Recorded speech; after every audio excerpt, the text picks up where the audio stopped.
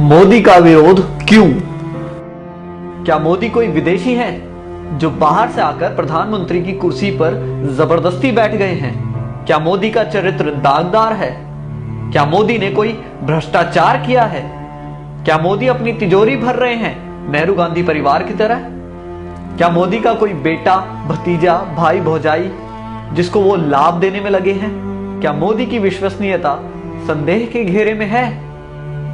क्या मोदी राष्ट्र विरोधी कार्य कर रहे हैं? क्या मोदी कामचोर हैं?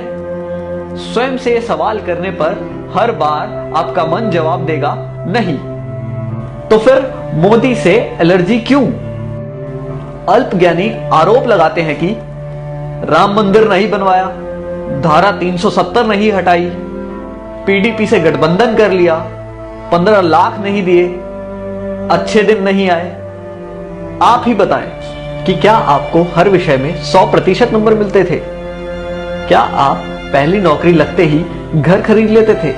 आपने 5वां फ्लोर पहले बनाया था या फिर मजबूत नींव? गाड़ी में 5वां गियर पहले आता है या पहला? उदाहरण और भी जोड़ सकते हैं। कोई नहीं बताता कि अगर मोदी नहीं तो और कौन? कौन बना सकता है स्थायी सरकार? कौन बनवा सकता है राम मंदिर? कौन हटवा सकता है धारा 370? कौन करवा सकता है किसानों की सुरक्षा? कौन कर सकता है भारत की रक्षा? ये एक साजिश है लुटेरों की, ताकि आप फंस जाएं और इनको लूटने को मिले। मई 2014 से आज तक सारे चोर चुहार, देशद्रोही, आतंकी टाइप के लोग पगड़ाए हुए हैं। जरा सोचिए, अगर आपने आज मोदी का साथ नहीं दिया तो जैसे वाजपेयी सरकार के जाने के बाद सोनिया की गुलामी 10 साल करनी पड़ी थी, अब की बार शायद 100 साल से भी ज्यादा करनी पड़ेगी। खून के आंसू रोना पड़ेगा। एक बार जरूर सोचें। हमने अपने देश की बागडोर मोदी जी जैसे एक ऐसे मजबूत और ताकतवर व्यक्ति के हाथ में दी है जो देश के 125 करोड़ हिंदुस्तानियों के भविष्य के बारे में 24 घंटे सोचते हैं और उनके भविष्य को संवारने के लिए निरंतर कार्य कर रहे हैं। मीडिया और लोगों का विरोध सुनकर भी वे देश के भविष्य के लिए कार्य करते चले जा रहे हैं। वो अपने लिए नहीं, हमारे भारत के स्वर्णिम भविष्य के लिए जी रहे हैं। गर्व करें कि आप मोदी समर्थक हैं, कोई इटली की टीम के गुलाम नहीं या चीन का साथ देने वाले वामपंथी नहीं, ना ही अन्ना हजारे के साथ भारत माता की जय बोलकर सीएम बनने वाले और आज भारत माता की जय नहीं बोलने को जायज ठहराने वाले किसी के चेले नहीं। आप ही बताइए, जब देश का बंटवारा हुआ तब सरकार किसकी थी? जब पाक अधिकृत कश्मीर बना तब सरकार किसकी थी? जब मुंबई पर हमला हुआ तब सरकार किसकी थी? जब चाइना ने जमीन हड़पी तब सरकार किसकी थी? जब वीर सैनिकों के सर काट के पाकिस्तानी ले गए तब सरकार किसकी थी? बोफोर्स का घोटाला हुआ तब सरकार किसकी थी? सैनिकों की वर्दी पर पैसा खा गए, वो सरकार किसकी थी? सरदारों का कत्लेआम किया, वो सरकार किसकी थी? शिमला का समझौता कर देश की बेशकीमती जमीन पाकिस्तान को दे दी गई, तब सरकार किसकी थी? आसाम में हिंदुओं का खून बहा, तब सरकार किसकी थी?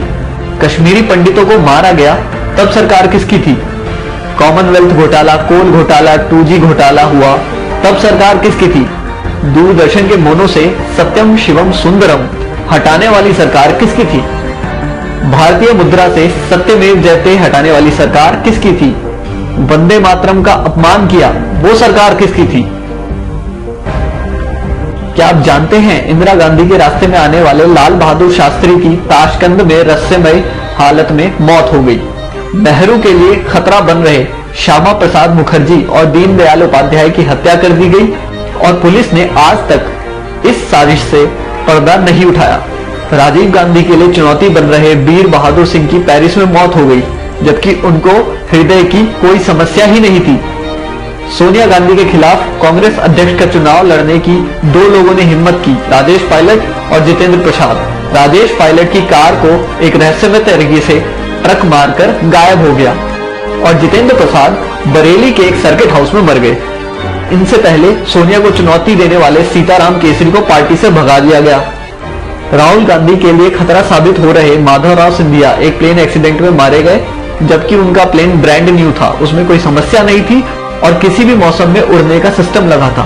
कांग्रेस और विदेशी कंपनियों के लिए खतरा बन चुके राजीव दीक्षित की मौत हो गई। राजीव भाई की मृत्यु की खबर किसी मीडिया चैनल ने नहीं चलाई। मित्रों, जो भी इस परिवार के अत्याचारों के खिलाफ आवाज उठाता है उसकी रहस्यमय हालत में मौत हो जाती है। शशि थरूर की पत्नी इस बात का एक उदाहरण है। संविधान की धारा 30A के तहत विद्यालयों में गीता रामायण पढ़ाना क्यों प्रतिबंधित है और मदरसों में कुरान और ईसाइयों को बाइबल पढ़ाने की छूट है?